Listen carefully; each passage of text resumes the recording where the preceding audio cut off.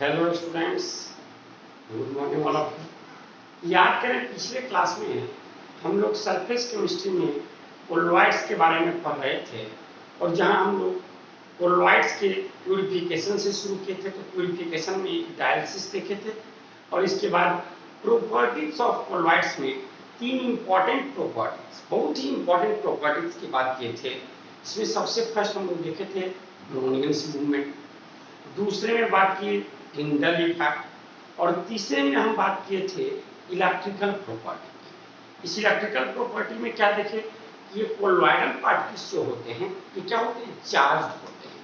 इन पे चार्ज जो अराइज कर रहा था इसके लिए बहुत सारे थ्योरी हैं, लेकिन उनमें जो मोस्ट एक्सेप्टेड थ्योरी था वो को हम लोग एक्सेप्ट करते हैं। उसका रीजन क्या कह रहे थे कि due to ionization of functional group present in molecule और ड्यू टू प्रेफरेंशियल इसलिए बोला गया था कि जो उसके क्रिस्टल लैटिस में आयन होगा उसी आयन को वो प्राय एब्जॉर्ब करना चाहेगा। Due to preferential absorption of cation और एनायन ऑन इट्स सरफेस। अगर कैटायन का एब्जॉर्प्शन कर रहा था तो इलेक्ट्रो पॉजिटिव कोलोइड और एनायन का कर रहा था तो इलेक्ट्रो नेगेटिव कोलोइड बना था। तो अभी हम लोग कुछ एग्जांपल्स देखे थे इलेक्ट्रो पॉजिटिव का और कुछ एग्जांपल्स देखे थे इलेक्ट्रो नेगेटिव कोलोइड का।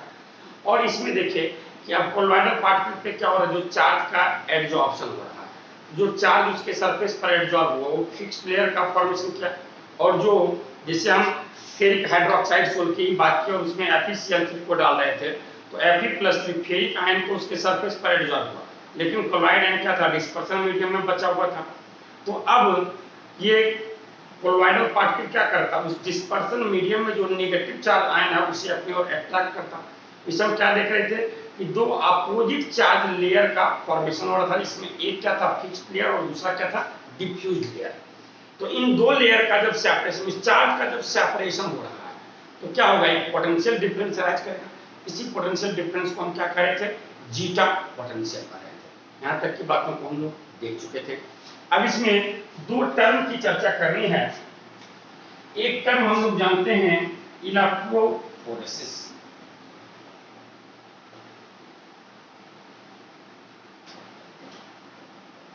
अब ये कोलोइडल पार्टिकल पे चार्ज होता है, तो चार्ज जो होता है तो इसे एक्सपेरिमेंटली प्रूव जो किया गया तो उसमें जिस प्रोसेस को यूज किया गया है वही प्रोसेस क्या कहला रहा है, इलेक्ट्रोफोरेसिस कहला रहा है। जरा फिगर आपको दिखाना है, जरा बच्चे दिखा दें। देखिए भैया, ये एक क्या है, एक एपेटस है U-ट्यूब ढंग का। इसमें हम क्या करते हैं, कोलोइडल सोर्स को भर देते हैं और दो इलेक्ट्रोड को यूज करते हैं और इलेक्ट्रिक करंट को पास करते हैं। तो अगर ये कोलोइडल पार्टिकल चार्ज्ड है तो इस कोलोइडल पार्टिकल का क्या होना चाहिए, अगर मान लिया जाए इसमें, अब हाँ किसी भी कोलोइड में जितने भी कोलोइडल पार्टिकल होंगे सभी का चार्ज का नेचर एक ढंग का होगा। एक पॉजिटिव है तो दूसरा भी क्या होगा, पॉजिटिव होगा। जैसे इसमें हम कोई कोलोइड है, जैसे फेरिक हाइड्रोक्साइड वाला ही सोल है, तो अब यहाँ कोलोइडल पार्टिकल क्या है, पॉजिटिवली चार्ज है। तो जब इलेक्ट्रिक करंट को पास करेंगे तो क्या होगा, नेगेटिव की ओर जाएगा। अगर हम क्या करते हैं, इसमें आर्सेनिक सल्फाइड को डाले होते तो क्या होगा, वो तो नेगेटिव चार्ज है, तो जब इससे इलेक्ट्रिक करंट को पास करते तो क्या होता, पॉजिटिव पोल की ओर जाता। तो हम देख रहे हैं कि डिफरेंट कोलोइड्स को जब लेते हैं और उनसे इलेक्ट्रिक करंट को पास कराते हैं तो हम देखते हैं कि कोलोइडल पार्टिकल्स का मूवमेंट अपोजिट चार्ज इलेक्ट्रोड की ओर होता है। किसी में पॉजिटिव की ओर जा रहा है, किसी में नेगेटिव की ओर जा रहा है। तो इस कोलोइडल पार्टिकल्स का चार्ज इलेक्ट्रोड की ओर मूवमेंट क्या इंडिकेट कर रहा है, उस पर क्या है, चार्ज है, उस पर क्या है, चार्ज है।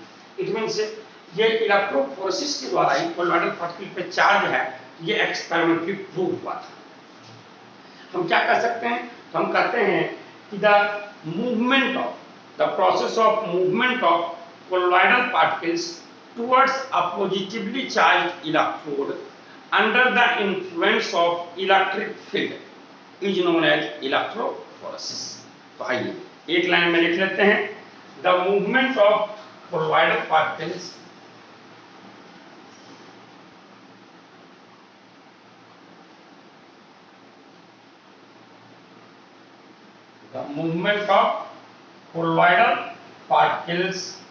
जब क्या मूवमेंट करना है तो towards a positively charged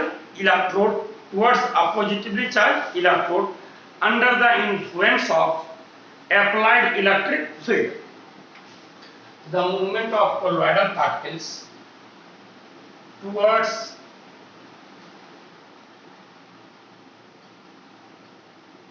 a positively charged electrode,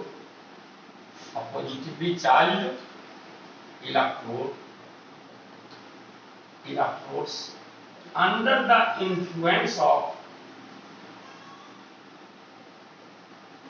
applied electric field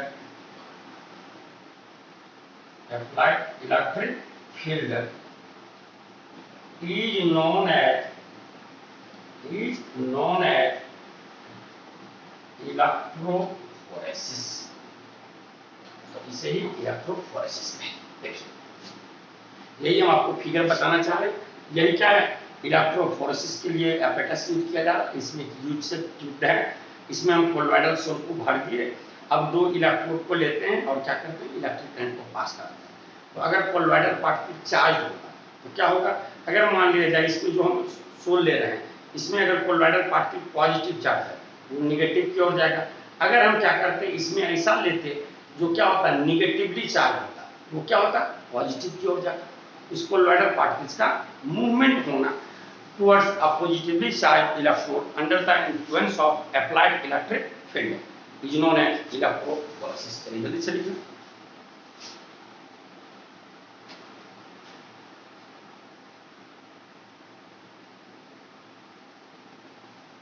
अब देखिए, इससे ये तो पता चल गया कि अब कोलॉइडल पार्टिकल्स पे चार्ज है। तो अब फिर ये बात इस डिस्पर्स्ड पे चार्ज है, तो अब एक बात और भी अराइज करती है कि भैया डिस्पर्सन मीडियम भी तो चार्ज होना चाहिए, वह भी चार्ज होना चाहिए, तब तो ओवरऑल क्या हुआ होगा, न्यूट्रल हुआ होगा। बिल्कुल, ये बात हम शुरू से बोल रहे हैं कि फेरिक हाइड्रोक्साइड के प्रेसिपिटेट में हम क्या करते हैं, जब एक्वस FeCl3 को डालते हैं तो ये क्या किया, अपने सरफेस पे ये तो ले लेगा Fe+, लेकिन क्लोराइड आयन क्या होगा, सॉल्यूशन में बचा रह जाएगा। वही जो क्या यहाँ पॉजिटिव चार्ज दर्शाते थे और बाहर क्या नेगेटिव चार्ज को दर्शाते थे, एक फिक्स्ड लेयर और दूसरा डिफ्यूज लेयर। तो अब ये ऑस्मोसिस में क्या होता है भैया, तो सॉल्वेंट मॉलिक्यूल का मूवमेंट होता है। यहाँ डिस्पर्स्ड फेज का मूवमेंट कराए। अब अगर डिस्पर्स्ड फेज क्या हो रहा है, पॉजिटिव चार्ज इलेक्ट्रोड की ओर जा रहा है, इट मींस ये इंडिकेशन था डिस्पर्स्ड फेज गया पॉजिटिव चार्ज इलेक्ट्रोड की ओर। यह इंडिकेशन है कि डिस्पर्स्ड फेज इटसेल्फ क्या है, नेगेटिवली चार्ज पार्टिकल था। इस कोलॉइडल पार्टिकल क्या है, नेगेटिवली चार्ज है। पर जब ये नेगेटिवली चार्ज है डिस्पर्स्ड फेज, तो डिस्पर्सन मीडियम क्या होना चाहिए, पॉजिटिव चार्ज होना चाहिए। डिस्पर्सन मीडियम क्या होना चाहिए, पॉजिटिवली चार्ज होना चाहिए। तो अगर हम क्या करें कि डिस्पर्स्ड फेज के मूवमेंट को रोक दें, तो हम क्या पाएंगे कि डिस्पर्सन मीडियम का मॉलिक्यूल मूव करने लगेगा पॉजिटिवली चार्ज इलेक्ट्रोड की ओर, जो यह इंडिकेट कर रहा है कि डिस्पर्सन मीडियम पर भी क्या होता है, चार्ज होता है। अगर डिस्पर्स्ड फेज का पार्टिकल पॉजिटिव इलेक्ट्रोड की ओर जा रहा था, तो उसी कोलॉइड का डिस्पर्सन मीडियम जो होगा वह नेगेटिव इलेक्ट्रोड। तो इससे यह पता चल रहा है कि डिस्पर्सन मीडियम पर भी क्या होता है, चार्ज होता है, लेकिन दोनों का चार्ज क्या होगा, अपोजिट होगा। इसमें तो कोई शंका नहीं होनी चाहिए।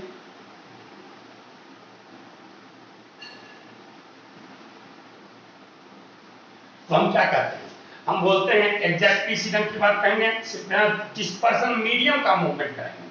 The process of movement of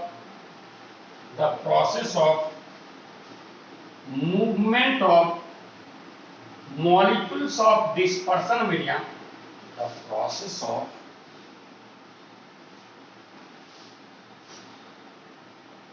movement of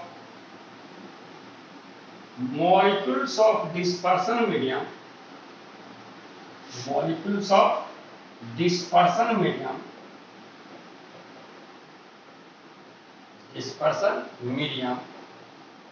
towards a positively charged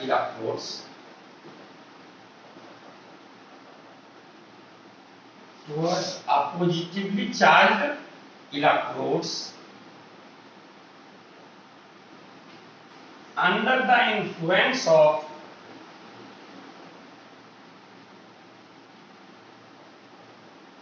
applied electric field applied electric field provided that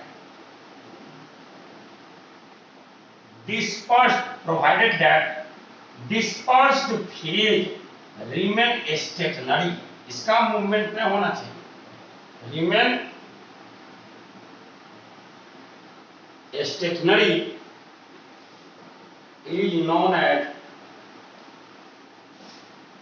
electroosmosis. तो इलेक्ट्रोऑस्मोसिस में क्या हो गया, तो डिस्पर्सन मीडियम के मॉलिक्यूल्स का मूवमेंट हुआ।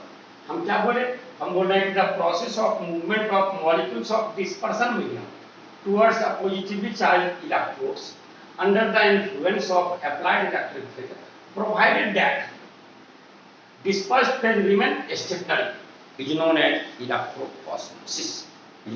electroosmosis.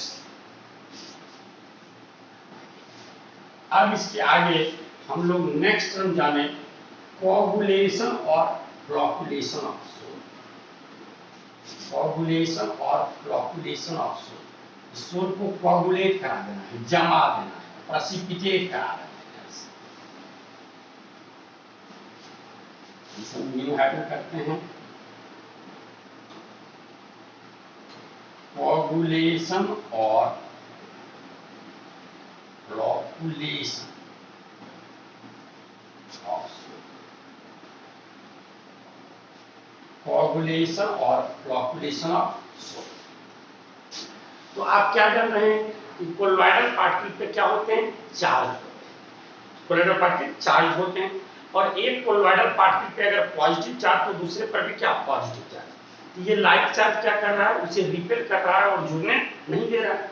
अगर वो जुड़ना शुरू कर देता तब तो उसका साइज बड़ा हो जाता और वो क्या होता, सेटल कर जाता। तो अब हम क्या करते हैं कि किसी इलेक्ट्रोलाइट, किसी कोलोइडल सोल में सुटेबल इलेक्ट्रोलाइट को डालते हैं। हम बाहर से इलेक्ट्रोलाइट को डालते हैं तो वो इलेक्ट्रोलाइट का जो आयन होगा, कैटायन और एनायन, तो वह क्या कर सकता है, आयन कोलोइडल पार्टिकल के चार्ज को न्यूट्रलाइज कर सकता है। जैसे ही उसके चार्ज को न्यूट्रलाइज करेगा वो आपस में क्या कर देगा, जुड़ना शुरू कर देगा और जुड़ना शुरू करेगा, उसका साइज क्या हो जाएगा, बड़ा हो जाएगा और वो कोगुलेट कर जाएगा या प्रेसिपिटेट कर जाएगा। तो इसी प्रोसेस को हम क्या करते हैं, कोगुलेशन और फ्लोकुलेशन करते हैं। इट मींस हम क्या कर सकते हैं, हम कहते हैं the process of precipitation of a colloidal sol by the addition of suitable electrolyte is known as coagulation or flocculation of soul. It means हम क्या कहेंगे, हम कहते हैं the precipitation of colloidal soul by the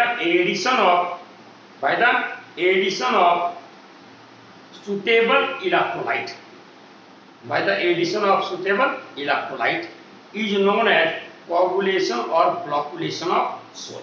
इसे हम क्या कहेंगे, coagulation और flocculation of soul कहेंगे। तो आइए हम कहते हैं the precipitation of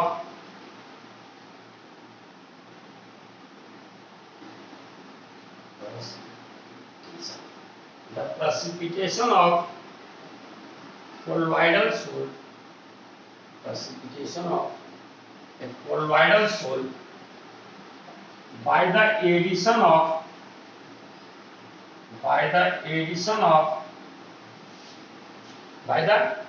of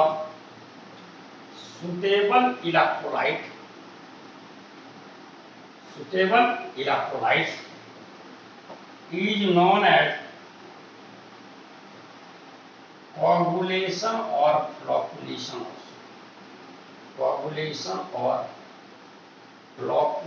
of soul।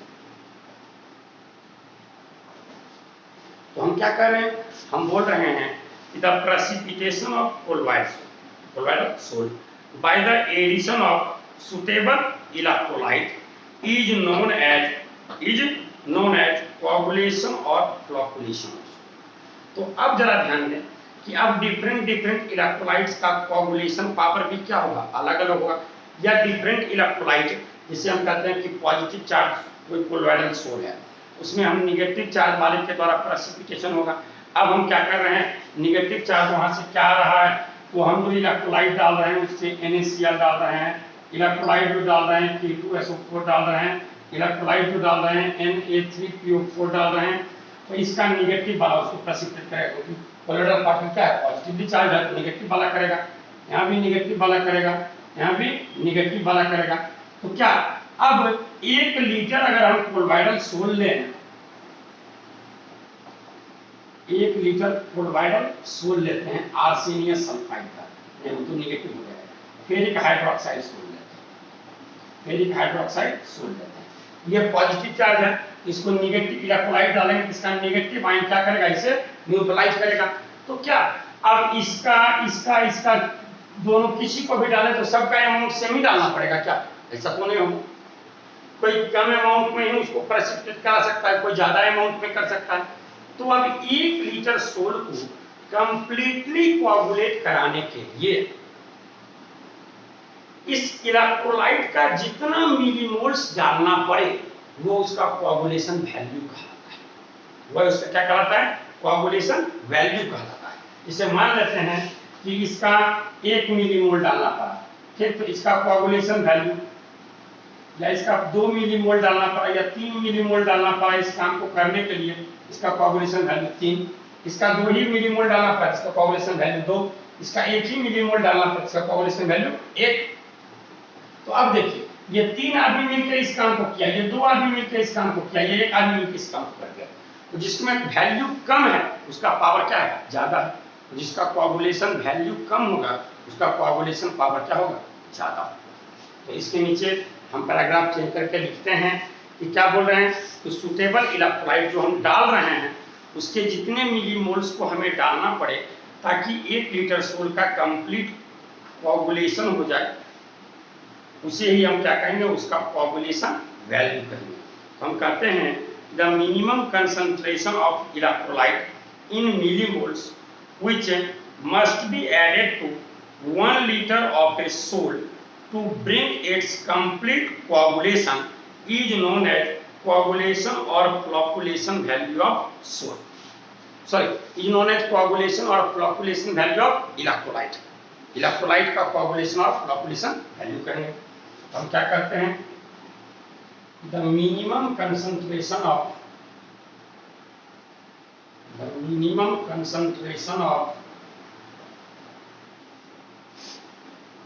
electrolyte in millimoles which must be added to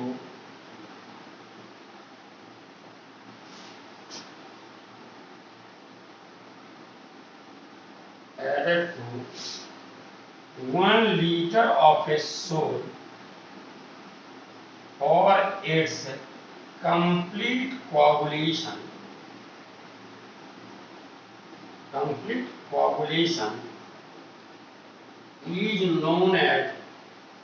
is known as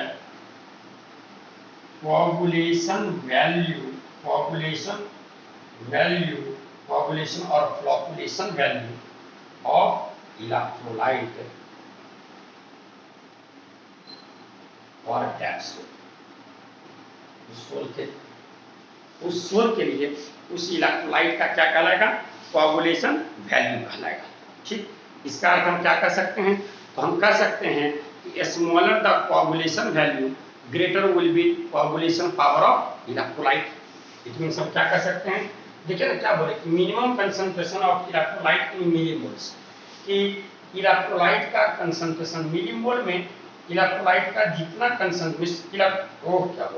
electrolyte का जितना मिलीमोल्स हमें 1 लीटर सोल में डालना पड़े ताकि उसका कंप्लीट कोआगुलेशन हो जाए, उसे क्या करते हैं, उसका कोआगुलेशन वैल्यू कहते हैं। तो जैसे NaCl का डाले तो हमको 3 मिलीमोल डालना पड़ा तो ये हुआ, इसका कोआगुलेशन वैल्यू 3, 2 मिलीमोल डालना पड़ा कोआगुलेशन वैल्यू 2, यहाँ 1 मिलीमोल डालना पड़ा कोआगुलेशन वैल्यू 1। मींस ये 2 आदमी 3 में ये काम करता है, ये 2 में ही कर देता है, ये 1 में कर देता है, तो काम तो सेम ही हो रहा है लेकिन करने के लिए अलग अलग आदमी लग रहा है। तो जो कम आदमी में कर दिया उसका पावर क्या है, ज्यादा है। लेकिन वही हम बात कर रहे हैं hence smaller the coagulation value, greater will be its coagulation power. Greater will be its coagulation power.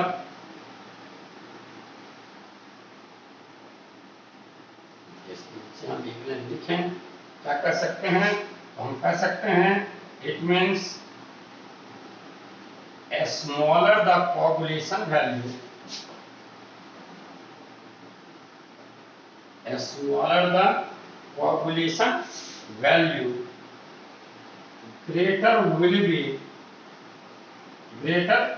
be its coagulation power. Coagulation power. पिछले क्लास में भी हम बताए थे इसी का यूज किया जाता है गंदे पानी को साफ करने में। क्या करते हैं आप, फिटकरी को डाल देते हैं। हम सब भी बताए थे कि आपका ब्लीडिंग जो रुक जाता है फिटकरी लगाने पे, क्यों रुक जाता है इसकी बात करते हैं। क्वार्टरल स्मोक प्रेसिपिटेटर, पहले चिमनी से बिल्कुल काला धुआं निकलता था, गाड़ी के एग्जॉस्ट सिस्टम से निकलता था, लेकिन अब ऐसा नहीं होता है। क्यों, इस ढंग की क्या बातें होती है, सारी बातों को हम लोग जान चुके हैं। सब कोलवाइड्स का ही एप्लीकेशन था। तो अब डिफरेंट इलेक्ट्रोलाइट्स का डिफरेंट कोआगुलेशन पावर होगा। तो इस कोआगुलेशन पावर को एक्सप्लेन करने के लिए हार्डी और शुल्ज नामक साइंटिस्ट के द्वारा कुछ स्टेटमेंट दिया गया, जिसे कहा जाता है Hardy and Schulze rule.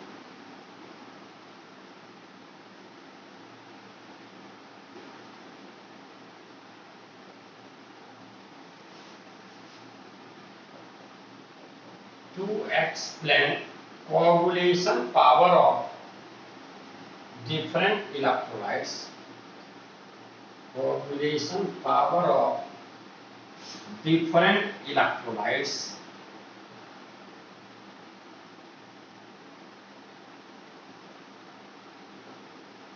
Hardy and Schulze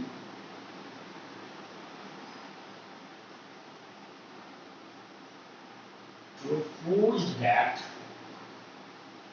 क्या उनके द्वारा कहा गया, उनका दो स्टेटमेंट है। एक क्या कहा गया, तो फर्स्ट में कहा गया कि ion carrying charge opposite to the colloidal particles, opposite to the colloidal particles will effective in coagulation या विल कॉज कोआगुलेशन।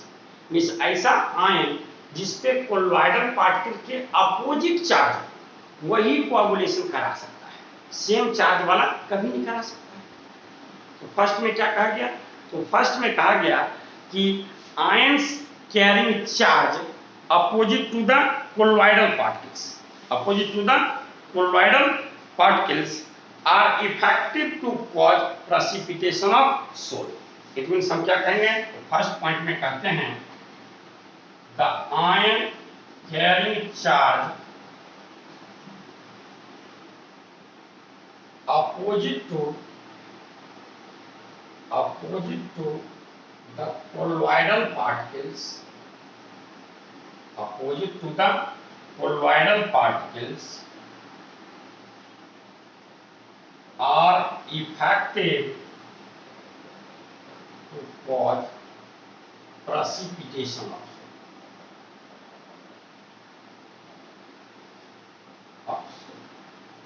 तो अब जैसे पॉजिटिव चार्ज वाला है कोलॉइडल पार्टिकल, तो नेगेटिव चार्ज वाला उसको प्रेसिपिटेट करा सकता है।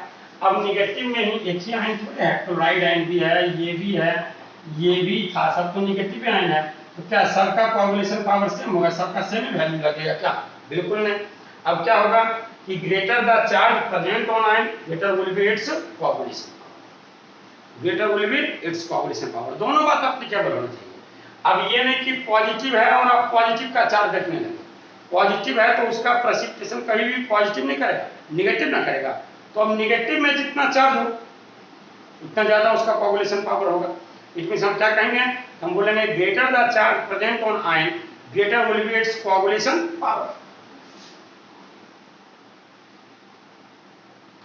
Greater the charge present on ion greater will be its coagulation power, its coagulation power। बोले कि greater the charge present on ion, greater will be its coagulation power. आइए यहाँ हम दो एग्जाम्पल लिखते हैं तो उससे बातें clear.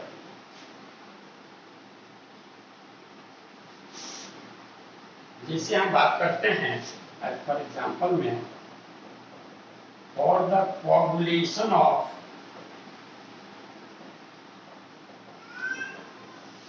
Ferric hydroxide, ferric hydroxide क्या है, तो पॉजिटिवली चार्ज सोल, ये पॉजिटिवली चार्ज सोल है। जब ये पॉजिटिवली चार्ज सोल है तो इसका कोagulation निगेटिव चार्ज वाला कर सकता है। तो अब देखिए हम निगेटिव में कौन कौन सा आयन ले रहे हैं जरा ध्यान। हम पूछते हैं कि किसका कोagulation पावर ज्यादा होगा, किसका कम अमाउंट कोagulate करा देगा। हम बात करते हैं FeCN6 4 minus PO4 3 minus SO4 2 minus Cl minus. तो पॉजिटिव चार्ज है तो इसको निगेटिव वाला प्रेसिपिटेट कराएगा। अब निगेटिव पे जितना ज्यादा चार्ज होगा उसका कोagulation पावर उतना ज्यादा हो जाएगा। यहाँ ऑर्डर क्या होगा। दूसरा हम देखते हैं इसी ढंग से एग्जांपल फर्स्ट में देखें, हम पॉजिटिवली चार्ज सोल की बात की, अब निगेटिव चार्ज की करते हैं। For the coagulation of arsenious sulphide sol, जो क्या है, निगेटिवली चार्ज सोल है, निगेटिवली चार्ज सोल है। तो इसको कोagulate कराने के लिए हम पॉजिटिव चार्ज को डालेंगे तो इसका कोagulation होगा। अब पॉजिटिव में देखिए हम क्या क्या ले रहे हैं, हम ले सकते हैं Al+3 ले लेते हैं, Ba+2 ले लेते हैं, Ka+1। आप बताइए, तो पॉजिटिव वाला कराएगा और पॉजिटिव पे चार्ज जितना ज्यादा होगा उसका कोagulation पावर नहीं ज्यादा होगा, उसका कोagulation पावर नहीं ज्यादा होगा। क्लियर है। अब इसमें एक छोटा सा टर्म बताना है, गोल्ड नंबर। लास्ट में हमें यही बताना है, गोल्ड नंबर। वास्तव में यहाँ कोई गोल्ड नहीं है, वास्तव में कोई गोल्ड नहीं है। क्या है कि गोल्ड सोल, ये हमारा एक लायोफोबिक सोल है। अगर हम इसमें क्या करेंगे कि NaCl के सॉल्यूशन को डालेंगे तो इसका तुरंत प्रेसिपिटेशन हो जाएगा। लेकिन हम देखते हैं कि कुछ केसों में अगर उस गोल्ड सोल में NaCl के डालने से पहले हम कोई लायोफिलिक सोल को डाल दिए, लायोफोबिक था उसमें कोई लायोफिलिक सोल को डाल दिए, तो फिर हम पाते हैं कि उसका प्रेसिपिटेशन नहीं हो पाता, वो प्रेसिपिटेट नहीं कर पाता है। क्यों नहीं कर पाता है? क्योंकि क्या किया, जो आप लायोफिलिक कोलोइड को डाले, लायोफिलिक सोल को डाले, तो उसका लायोफिलिक कोलोइडल पार्टिकल क्या किया, तो लायोफोबिक कोलोइडल पार्टिकल के सरफेस पे एक प्रोटेक्टिव लेयर का फॉर्मेशन किया, एक प्रोटेक्टिव लेयर, सुरक्षात्मक कवच का निर्माण कर दिया, जिस कारण उसका प्रेसिपिटेशन नहीं हो पाया। तो this protective action of protective colloid, protective colloid, तो प्रोटेक्टिव कोलोइड कौन हुआ, बचाने वाला कोलोइड। बचाने वाला कोलोइड कौन है, लायोफिलिक कोलोइड। तो बार बार पूछा जाता है कि यहाँ प्रोटेक्टिव कोलोइड किसके लिए यूज हुआ है, प्रोटेक्टिव किसके लिए, जो बचा रहा है। तो बचा कौन रहा, उसको लायोफिलिक बचा रहा है, लायोफिलिक कोलोइड के लिए यूज हुआ है। तो गोल्ड सोल की ही बात है, गोल्ड नंबर की बात करेंगे। देखना कोई उसे ही प्रोटेक्टिव एक्शन को एक्सप्रेस किया था गोल्ड नंबर के टर्म में, इसमें कोई गोल्ड की बात है नहीं।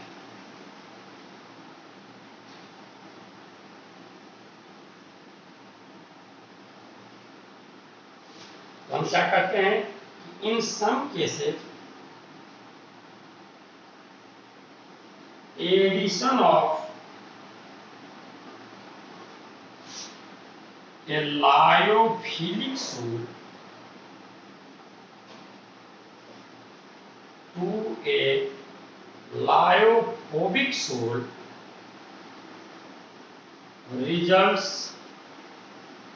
stabilization of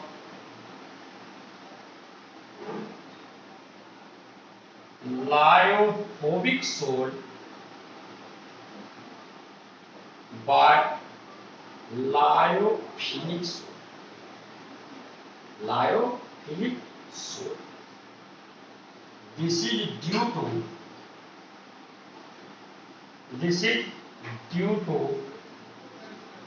formation of a protective layer.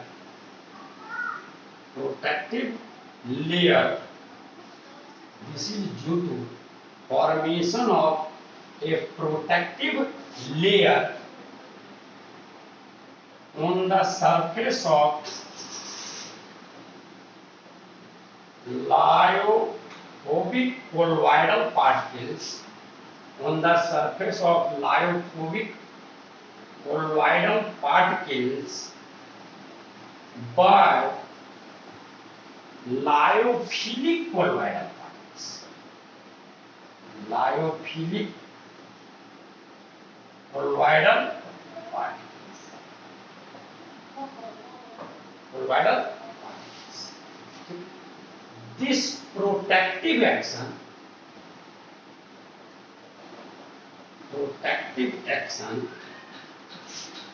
of protective colloid में कौन सा लायोफिलिक कोलॉइड बार बार पूछा जाता है।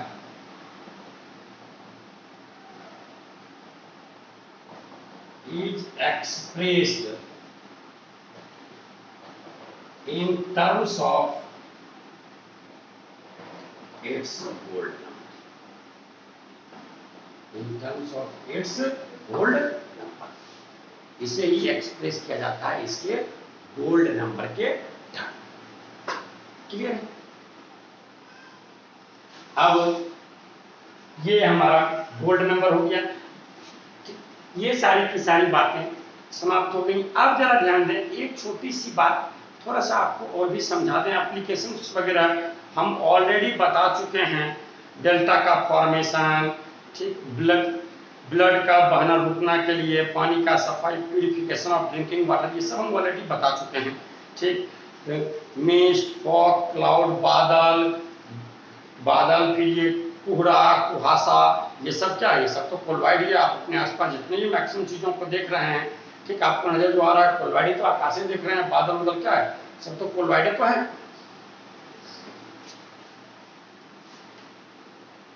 इसमें एक बात जरा ध्यान दें। अब इमल्शन के बारे में, जैसे कि आपको पता है इमल्शन क्या होता है, इसमें एक बात जरा समझ लीजिएगा। इमल्शन क्या है? Liquid dispersed in liquid. Liquid dispersed in liquid. इस दो लिक्विड का ये मिक्सचर होता है। लेकिन ये ध्यान देना है कि दोनों का दोनों लिक्विड जो हो ये इमिसिबल हो। तो क्या होना चाहिए? तो इमिसिबल लिक्विड होना चाहिए।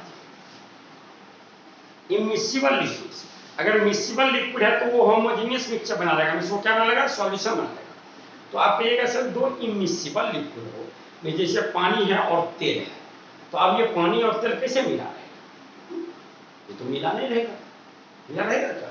बिल्कुल नहीं रहेगा। तो इसमें क्या होता है? स्पेसिफिक एजेंट होता है जो इमल्शन को स्टेबलाइज करके रखता है। जो स्पेशल सबस्टेंस इसे स्टेबलाइज करके रखता है उसे ही हम कहते हैं इमल्सिफायर। उसे क्या कहते हैं? इमल्सिफायर। जैसे कि मिल्क आप जान रहे हैं कि बेस्ट एग्जांपल है इमल्शन का। और मिल्क जो है इसमें क्या है कि वाटर है और वाइल है। तो आप बोलिए भैया ये वाइल मिस घी और पानी जो है ये कभी मिलता है क्या? आखिर कैसे वहां मिला हुआ? उसको मिलाने के लिए वहां क्या प्रेजेंट है? Casein protein. वहां क्या है? Casein protein. आप जैसे क्या कहते हैं, कपड़ा को पानी में डुबाए और बाहर निकाले साफ नहीं होगा। क्यों नहीं होगा? क्योंकि वो डस्ट पार्टिकल जो कपड़े से चिपका हुआ है वो किसके सहायता से? तो वाइल की सहायता से चिपका हुआ है। आप उसे पानी में डालें तो वाइल और पानी थोड़ा घुलता है, घुल जाएगा। लेकिन आप वहां क्या किए कि इमल्सिफायर यूज किए, साबुन को यूज किए, सोप, डिटर्जेंट, इन सब को यूज किए तो आराम से साफ होगा। क्योंकि वो क्या करता है? दोनों लिक्विड को आपस में जोड़ के रखता है।